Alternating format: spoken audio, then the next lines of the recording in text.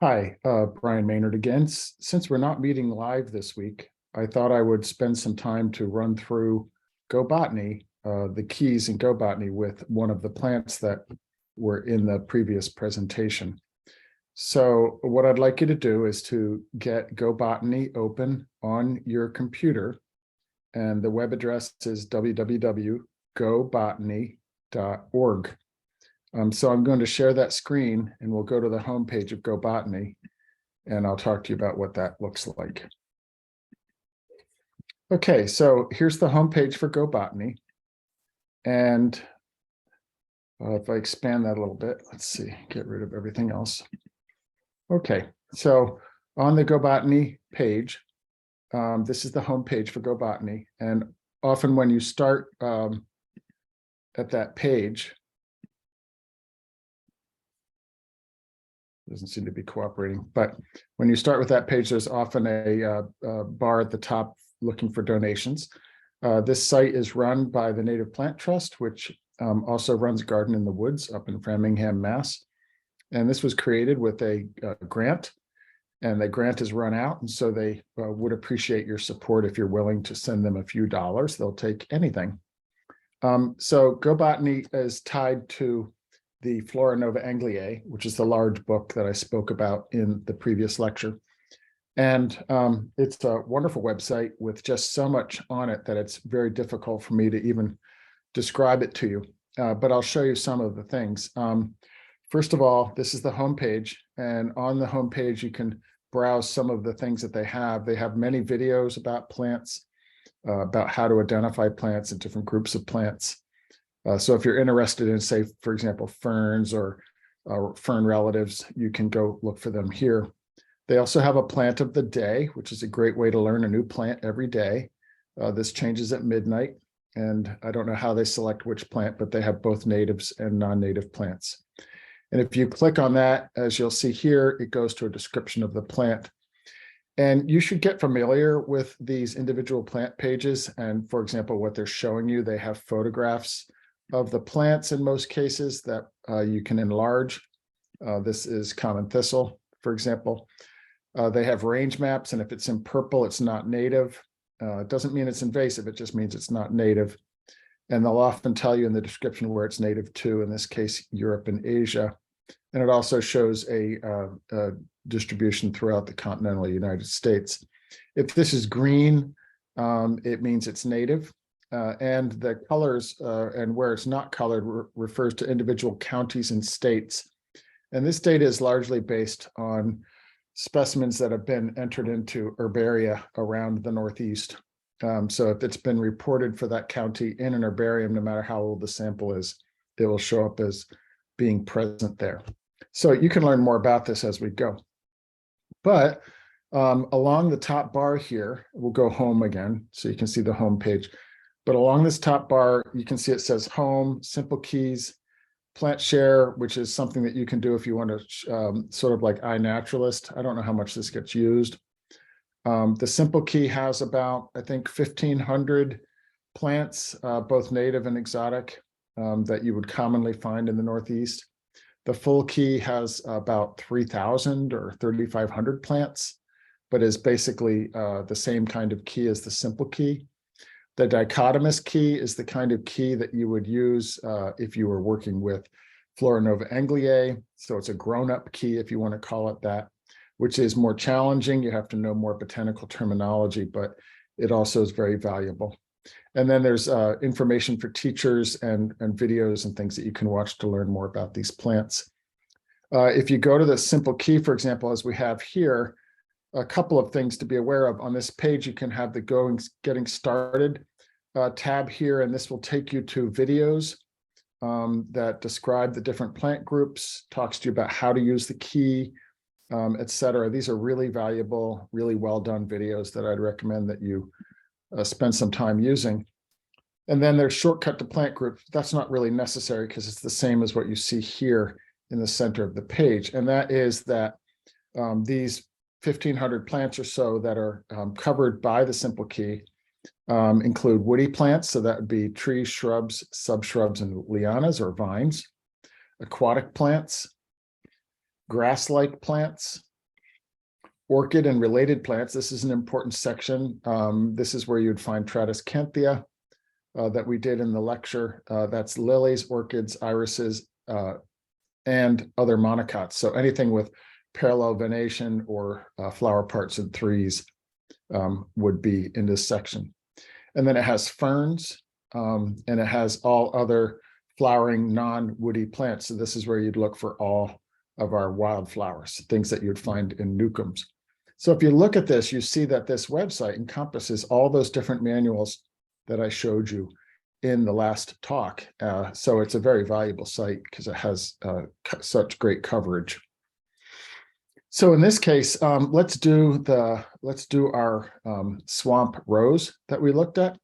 That's a woody plant. So you would click on the woody plant link, and then it asks us if it's a broad-leaved woody plant or if it's a needle-leaved woody plant. So a needle-leaved woody plant would be like a pine, spruce, or fir. And the broad-leaved woody plant would be anything with broad leaves, with regular leaves. So we'd click on that link. And now notice it asks us to answer questions, and it tells us up at the top that we have 242 possible matches. So the simple keys cover 242 broad-leaved woody plants. So you hit continue, and then you can start answering questions. So there's a picture here, a small picture of all 242 possible species. And we already know the plant that we're looking for, but we'll make sure that it's there just so we don't get off on the wrong foot.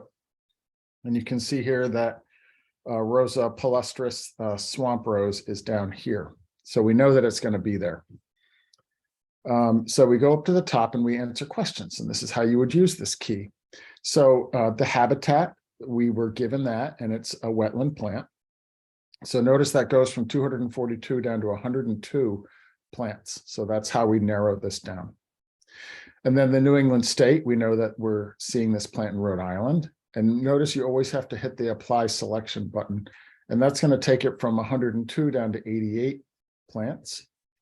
The growth form is a shrub, and that's going to go from 88 down to 68 plants. See the number right there indicates how many plants are covered in that selection.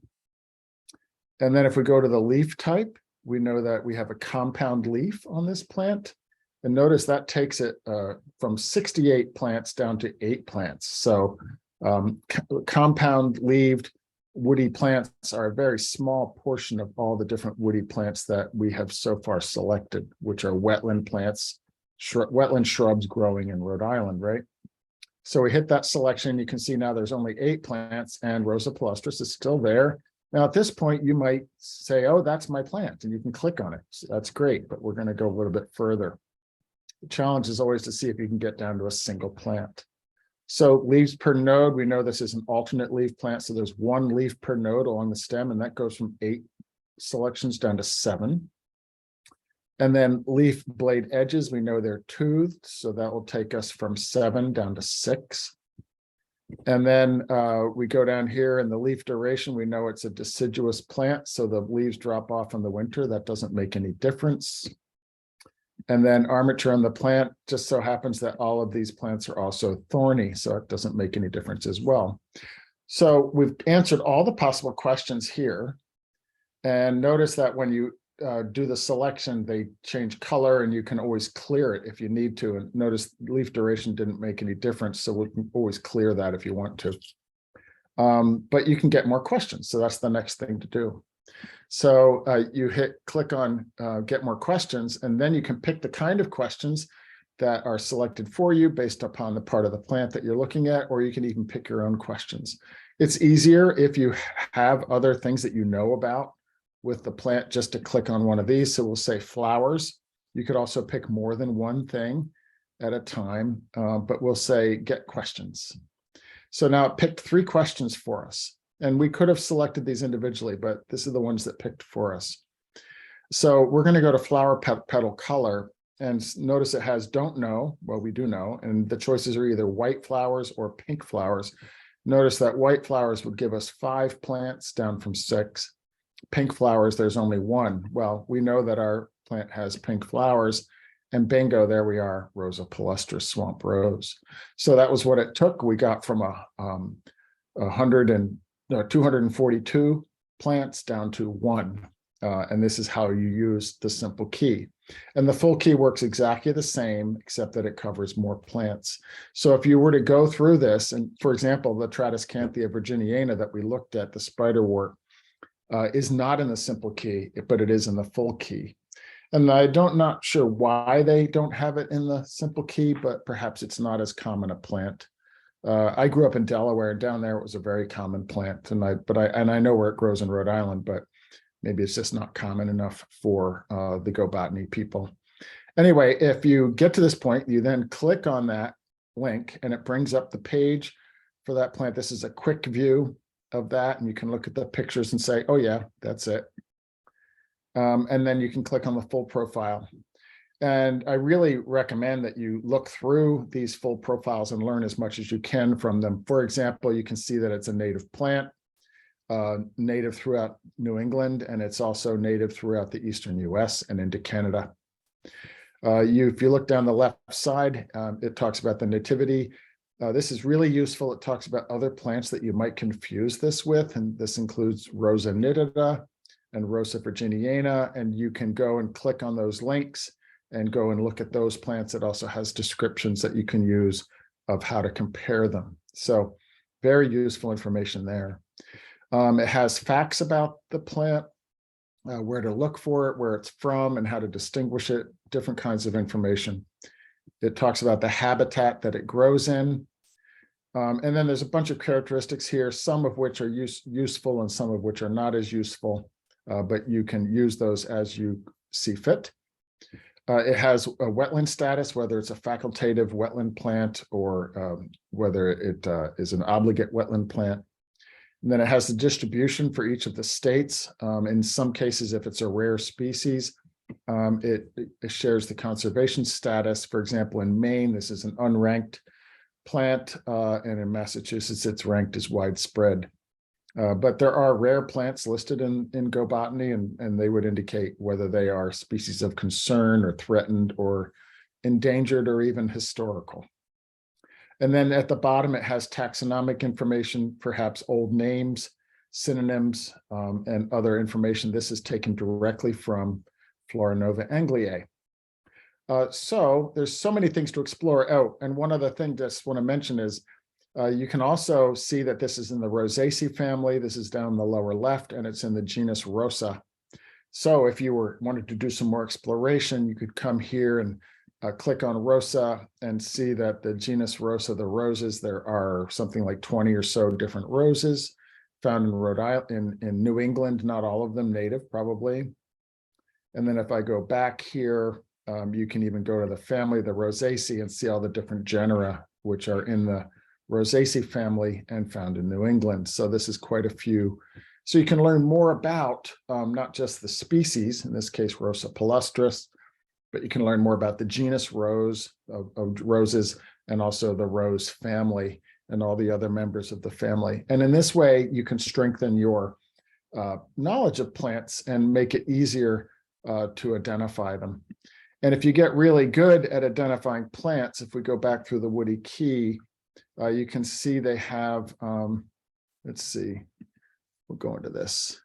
If you go into this section, you see that you can jump ahead if you know the family. So if you saw a shrub with thorns and compound leaves, you know it's a rose. So you could go here and go straight down to the Rosaceae right here and just click on that. And that would bring up all the different members of the Rosaceae, which would take you from, which I think was 242 matches down to 51. And then you could start answering questions from there. So as you learn more about plants, you can gain more information about and perhaps guess at the family. And if you're able to do that, you can really race ahead. In this case, you could also click the Rosa genus if you know it's a rose for sure. And notice that brings you down to 7 matching species. So this is one way to use GoBotany. And the only way to get really good at this is to practice. So as I said before, go out and find a flower. Flowers are easier, or a plant, and use GoBotany to see if you can key it out. Thanks a lot. And if you have any questions, please contact the Home Horticulture Certificate staff during a help session, and they'll guide you further along the path. Thank you for your time.